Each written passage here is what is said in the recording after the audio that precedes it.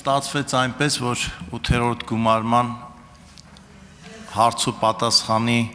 վերջին հարցը ես եմ տալիս եւ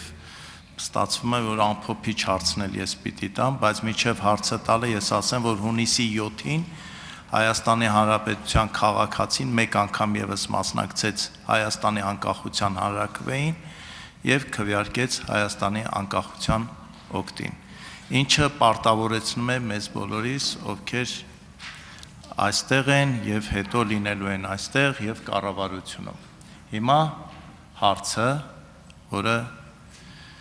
այս ամփոփիչ նաեւ միտք ունի մեջը եւ ադեպի առաջընթաց։ Կառավարությունը 2022 թվականի հոկտեմբերից սկսած, որ 3 քայլերը, որոշումները գործերն է համարում հաջողված եւ որ 3 առաջնային կարևոր գործերը պետք է լինեն առաջիկա 2 տարվա ընթացքում։ Իհարկե մեկը գիտեմ դա Գիրանցի հատուկ զարգացման ծրագիրն է, մյուս երկուսի մասին ցանկալի կլներ, որ լսեն մյուս մեր հանրապետության քաղաքացիները։ Շնորհակալություն։ Հարցին կարձագանքի վարչապետ Նիկոլ Փաշինյանը։ Շնորհակալ եմ պարոն Նազարյան հարցի համար։ Իմիջիայլոց եկեղեցիների մասին խոսալիս ես մտքիցս թռա, որ խոսեմ Գիրանցի եկեղեցու մասին, որտեղ տասնյակ անգամներ իմ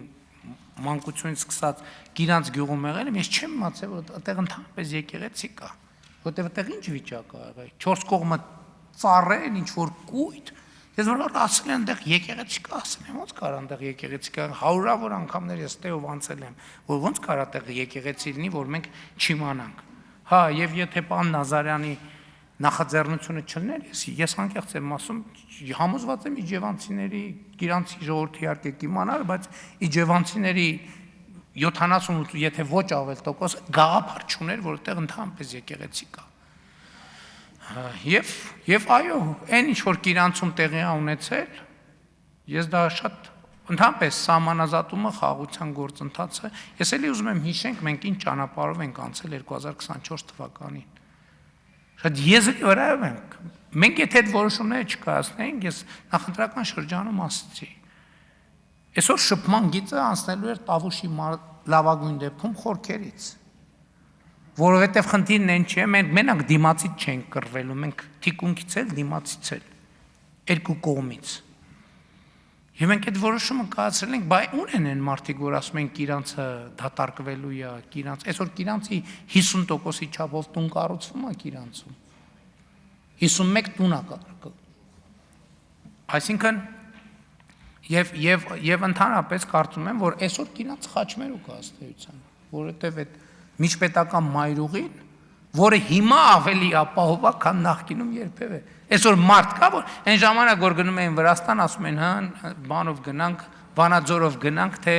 Գիրանցով գնանք։ Հա, այսօր մարդ կա, որ տենց հարց է տալիս ինքը իրան, ընտանիքով գնում եմ, այդտեղով անցնեմ, թե այնտեղով չանցնեմ։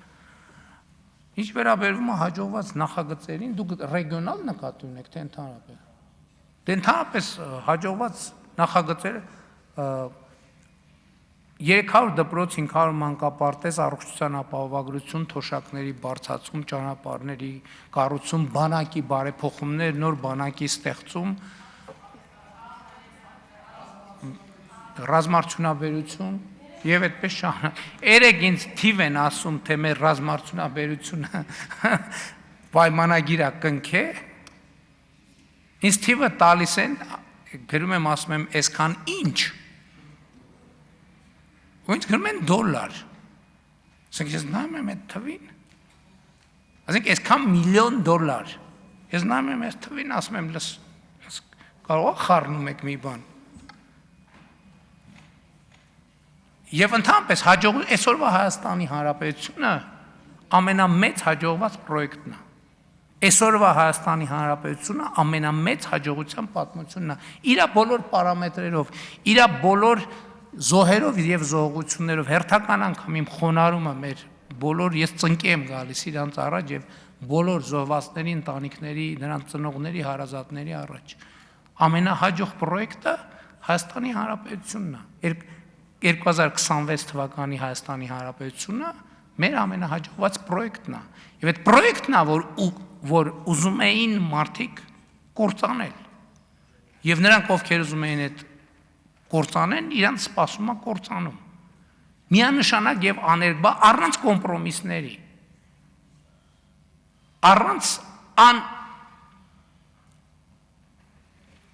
Առանց պայմանների եւ առանց նախապայմանների։